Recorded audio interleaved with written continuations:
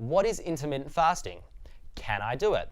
So intermittent fasting is an eating pattern where you adhere to specific periods without food in cycles of fasting and eating. It is a very popular strategy for weight loss and well-being in general. Now, there are many well-established benefits attributed to fasting, and during ketosis, it is relatively easy due to the lack of appetite. So if you're experiencing a keto diet weight loss plateau, intermittent fasting may help you break out of it.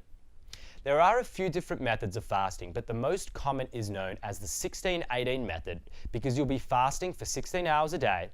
This is normally done by skipping breakfast and extending the normal fast everyone does during the night, and restricting the eating window to 8 hours a day. So for example, eating your first meal at 11:30 a.m. and your last meal at 7:30 p.m. And I personally follow this fasting structure and I love it.